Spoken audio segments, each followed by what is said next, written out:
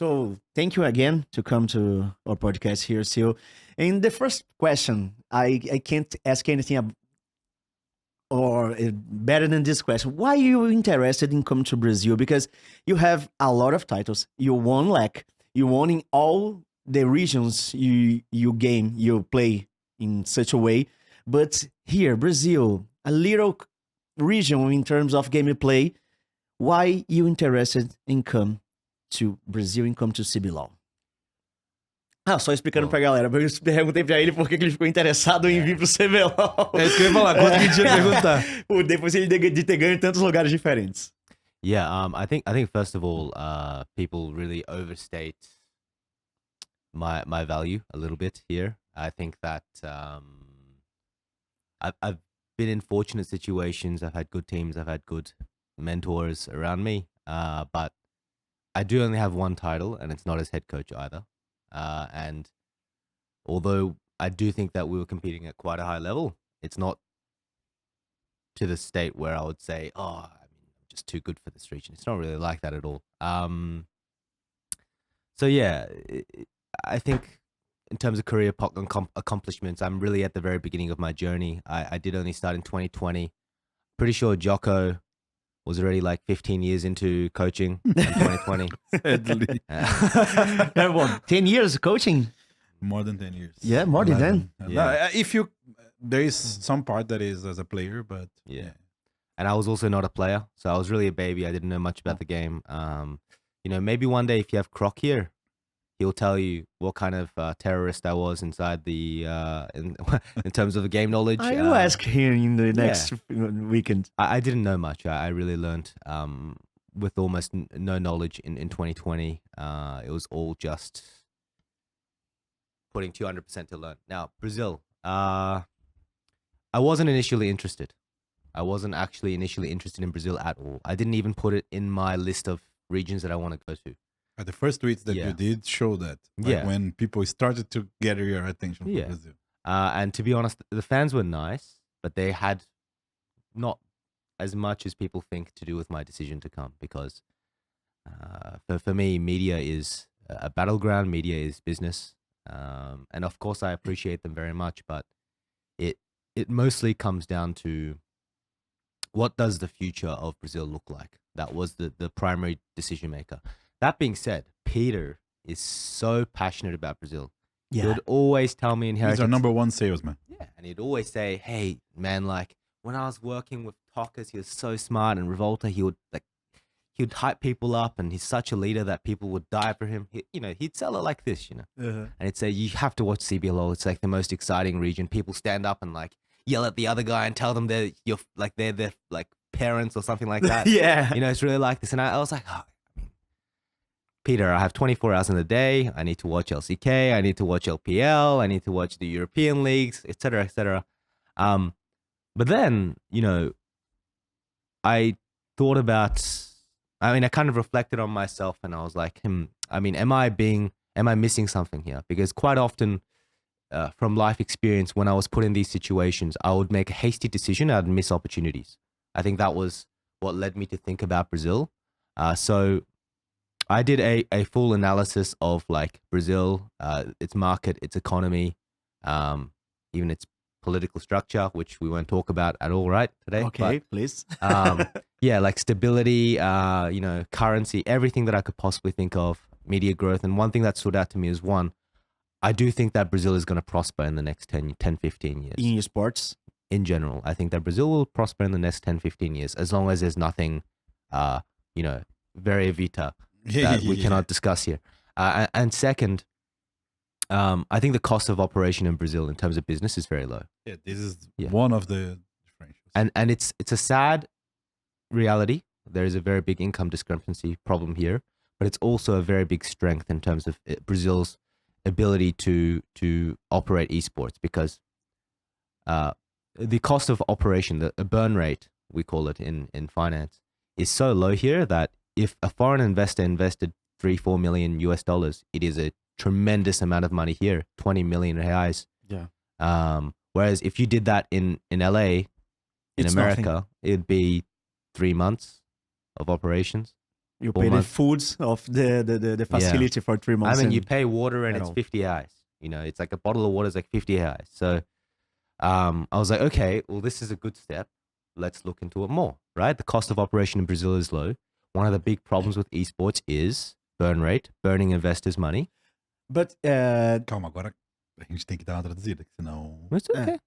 Tem que ser paulatinamente, senão o pessoal não vai pegar. We'll translate for the people. That's okay. Vai lá, pode ir. Então, resumindo o que ele estava colocando, a gente perguntou o porquê que ele queria vir ao Brasil. Ele está dando várias razões, que inicialmente o interesse dele não era tão grande no Brasil, principalmente no começo, mas o Peter, ele foi um cara que trouxe... Na verdade, ele falou primeiro também que ele teve um título expressivo e não foi na posição de head coach. Isso.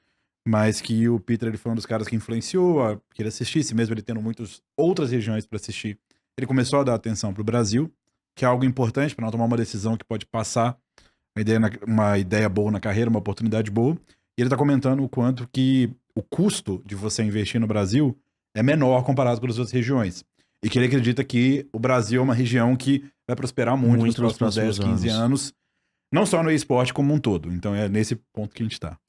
So you say a cost of operation in Brazil is low, but we are sponsors here pay in real, don't pay in dollars. So you know, we don't have this opportunity to receive in dollar and transform in real.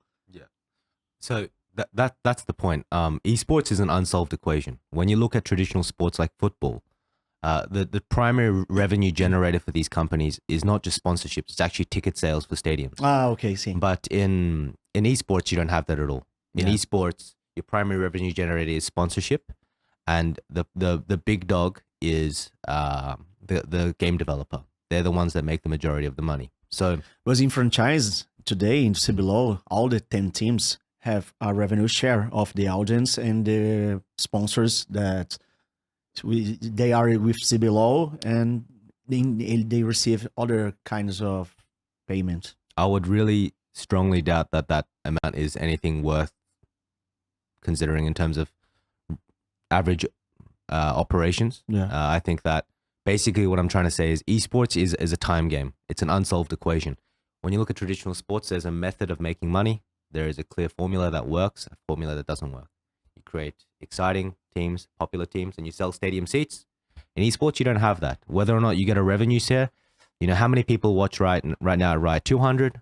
You know, I heard maybe it gets bigger. You know, I didn't really hear details, but I heard maybe it gets bigger. But maximum, let's just say they have 400 or 500 people. Traditional sports stadium holds 10,000, 20,000.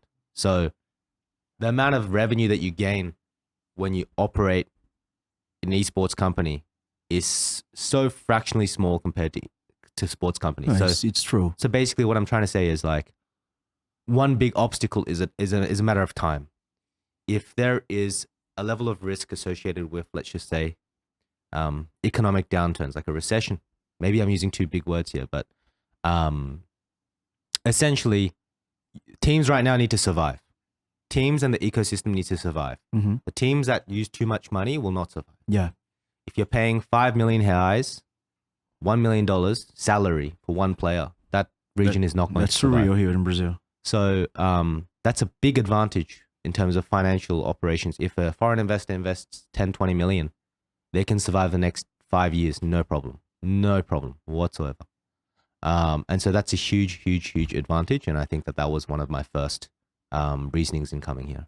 The first time you hear about CBLOL is Peter, or is when Betas in all the communities speak about you in the Twitter, in your social medias? I was always aware of CBLOL. It's just I didn't watch it. I mean, I think anyone in esports knows about Brazil, especially the fanaticism. And that was my second point, actually. I think that the second point was fans. I think that any kind of business or operation, especially in the entertainment industry, is driven by fanaticism and is driven by interest. Yeah. Right? Something that Brazil does phenomenally. Can I swear here? I can't swear. Yeah. You can swear a lot here. Fucking amazing. Right? This is something that Brazil does. Fucking amazing. Is they focus on Brazilians. Why? Well, if you look at Uber Eats failed so fast. iFood took over, right? Brazil is the only country in the world where the primary streaming platform is not Netflix and Disney Plus. That's bizarre, right? So what CBLOL did incredibly is they focused on the domestic fans, Yes. Yeah. and that is amazing. That is exactly what you need. Well, in my head, in order to run a sustainable esports business. Sorry, Joko, you were going to say something. No, this is something organic about Brazil. Yeah. Because at first, I think that they didn't target specifically that, Mm. but something with the creators, something with the personalities that we have here, kind of garnered that. I don't know where the lever was turned, Sheppy. I think since the beginning, the CBLOL was based in your players, in your community. We here in Brazil took a time to people cheers for a team. In the beginning, they cheers for a player. So they cheer for BRTT, they cheer for Kami, they cheer for Takeshi.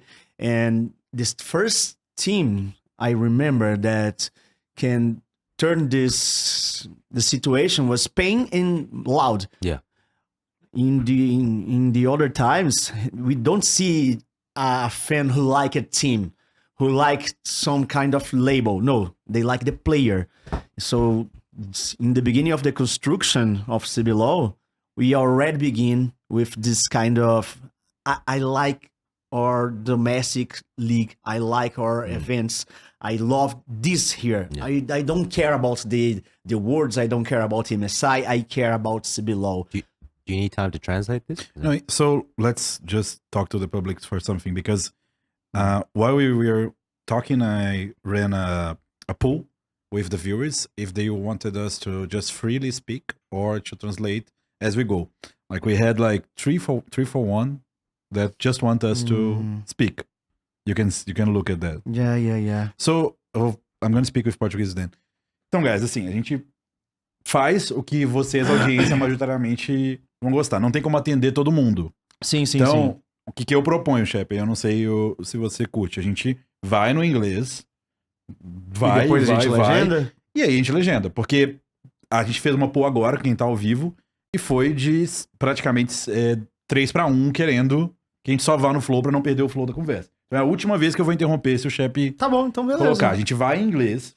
Vocês Assim, podem ter certeza que a gente vai traduzir Isso. depois. Para vai vocês que acontecer. estão assistindo e não entendem inglês, eu peço que fiquem, pelo menos para vocês apoiarem um pouco mais o ao vivo do episódio, mas depois a gente vai soltar isso aqui legendado. Tranquilo? Mas não é, tipo, excluindo ninguém. É porque, assim, por ser uma conversa, eu também percebi, não sei se você percebeu, Aham. mas a gente tá... É melhor ter um flow de conversa. Uhum. Então a gente tá aqui aprendendo com vocês. Então a partir de agora a gente não vai interromper mais pra traduzir, Tá. a gente vai só Mas conversar. por tá? favor, você que não entende, fica aqui para E apoiar, vai ter tá bom? depois. We're just I talking understand. that... you understand. Yeah, legend. You will do subtitles later. It Yes, interrupts yeah, the flow of because the conversation. We ran the Yeah, I poll and the understand. people at the I don't moment... interrupt understand. the flow of the I understand. conversation. Sorry. I understand. Entende? Go ahead. Okay. I don't remember what I was talking about. Talking about the way that the ecosystem like, Yeah, the happened. ecosystem. Yeah. No, it's because of that. In the beginning, we are already born with this kind of passion to Yeah. your And there's own the football country. part too. Like Yeah, that's true. we have, and the funniest part is that this is something that maybe you can't like grasp, but when we were kids, the Brazilian that part I know that you know, but the Brazilian football scene, especially when you talk about the national team, when we were kids, they were like dreaming. They were Yeah. the best, and like Brazilians would paint the streets with the colors of the flag, and they would stay up to watch all games. Nowadays, things are looking a bit grim, but we grew with that passion. Yeah. But since the Brazilian team is not going that well, we have a lot of 20, 30-year like Brazilians that have this passion ingrained on them because of what happened when we grew up, why we grew up. And many of them revert that to League of Legends because this is like a way to cheer, a way to support a team and to use the passion. So we grew with passion. Yeah. I think it's in the Brazilian DNA. So yeah, I definitely agree with that. So second point. Yeah. You say you don't watch CBLOL. You just listen about us some time ago. Yeah. When you watch CBLOL for the first time, what do you think about your league?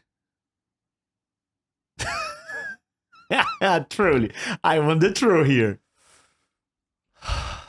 I mean, it was You remember the year? like when I actually watched CBLOL for the first time, like For the first time. Which was the first game that you watched? I remember. I mean, I did watch it like a long time ago. I remember EDG? no, it was yeah, I think so actually. EDG 2015. Probably But the first I game. filtered out. I mean, back then I wasn't even playing League seriously, and I would watch casually. So I think I do remember watching that game, but I did seriously watch my first CBLOL game when I was in Oceania. That being said, I filtered it out because I thought the level was very, very low. And when I came back to watch it in 2023 before I came here, Mhm. it was, I mean, like I always say, Brazil is a land of like unicorns, of magic. Yes. Like just incredible scenes happen that shouldn't happen.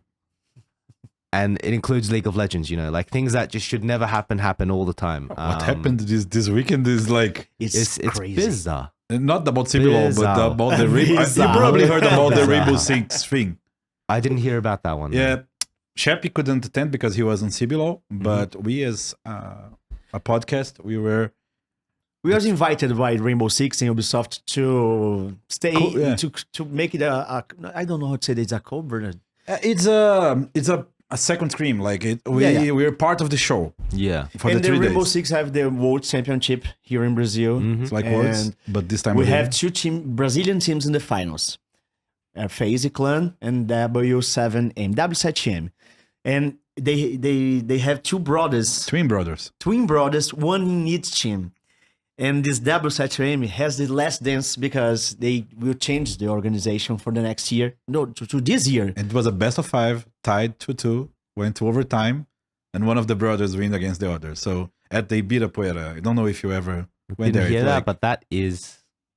yeah, we are tier 1. crazy. We are Korea on Rainbow Six. I do know We're, that. I we're do. actually a I'm- major I'm- region. I'm good friends with the Rainbow Six people in Korea. So FearX, before Ah, they used to be yeah. called Mantis FPS, before it was like Cloud9, Yeah. with Envy Taylor and these people. So So this was magic. Like Yeah, so that is magic. incredible. Magic stuff happens Yeah, here. all the With, time. it reminds me of you know, in tennis back in the day. I remember watching as a kid. It was Selena Yeah, Selena. Williams versus Venus Williams. Venus Yeah. Williams. That one. yeah, you know, that, It's the It's same like kind vibe. of It's the same magic. vibe. Yeah, Yeah. that's incredible. But yeah, this only happens in Brazil, so I guess that was like one of the big factors, the second big factor, in terms of coming here. And there was one other reason that I came here. I think that all my career, and my career is very complex in terms of how it went, but it was always my goal and ambition to stay in one team and build something.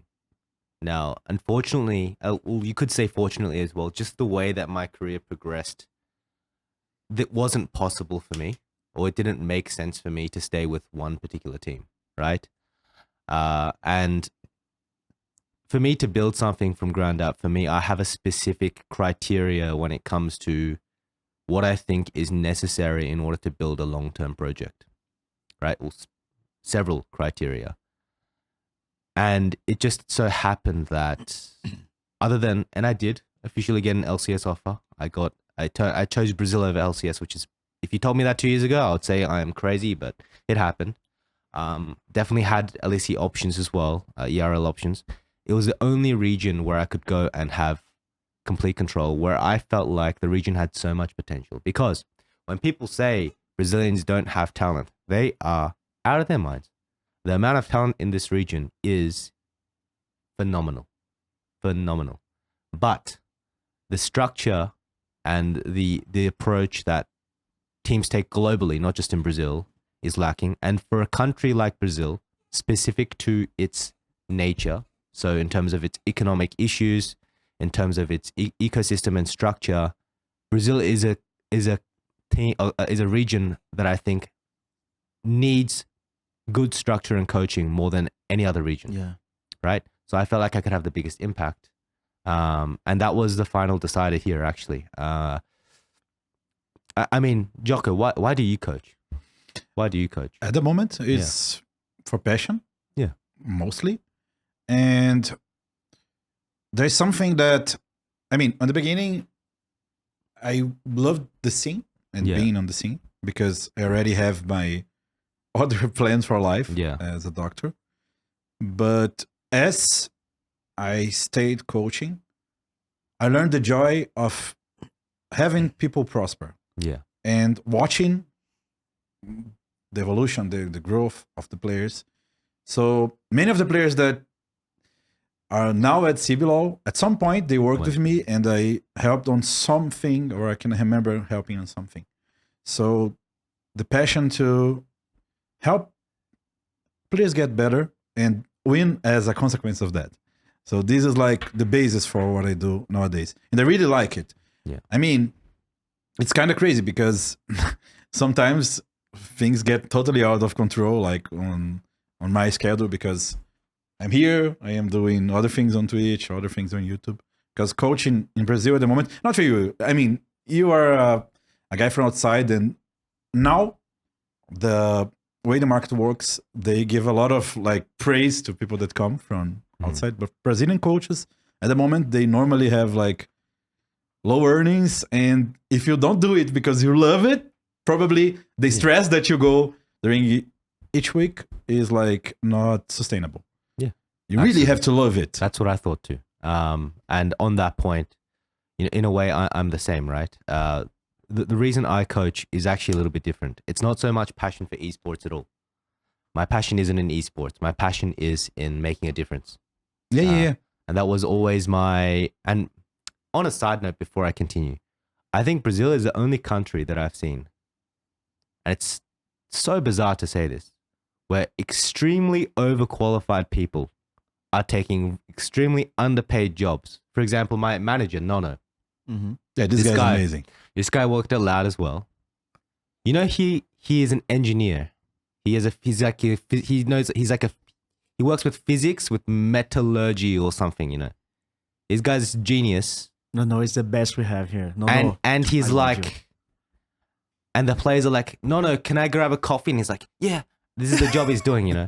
That is bizarre. You know, and Joko, you're a doctor. I would be making roughly way more. I would be making 20 times what I do. 20 times. Yes. Yeah. See, this is at least 20 times. Bizarre. I'm a lawyer. I drop my players ask for coffee too. They ask me for coffee. Sig is a lawyer. Drop my Go get your coffee. Sig is a lawyer too. Yeah. My boss is a lawyer as well. And he dropped it for this. I mean, it is just bizarre. Anyway, back on topic. I can't believe this. This is you know what I mean? Don't make me think about that too much. Don't make me think about This is Brazil, you know. It's backwards, but it's in a brilliant country. And I want to talk about that a bit later, but anyway, for me, what drives me as a person has always been, and it is a little bit to do with how I grew up and my background and whatnot, is I want to make a world a better place before I left it. And the way that I told myself as a kid was, if you're going to do that, you might as well do it in the biggest way possible. So for me, esports is actually just an avenue and a step towards that direction. I'm still 27, going towards 30, kind of old. Shouldn't say that in front of you two. No, we are. I'm way ahead. I'm 10 years older than you. You know, this is not something that I'm looking to do for the next 10, 20 years, actually. And I told myself that too when I was 36. But it's really like this. It's really like this. So, you know, for example, I have a startup that I'm operating right now. And it was just a step in the right direction. But while I do coaching, my passion is to make a difference in the people that I work with every single day. Yes. And in Brazil, I'm able to do that. In Brazil, I'm able to do that in the best possible way, right? And what helps is if you align with management in your vision, and I think management really appreciates my business mind, even though I am very young in that area, then it's much, much easier because I really do believe in a top-down system. If your root is rotten, right, with anything, once again, this is a very sensitive topic, so I'll keep it to esports. No, for example, it makes sense. CEO of a company is piss poor. Yeah. You know? Yeah. There's a particular team that I'm thinking of right now. Yes, I know. Then you know, it's never going to be great. And I just talked to these guys and I was like, okay, these guys know my feeling and let's go to Brazil. Fuck it. And the cost was a lot.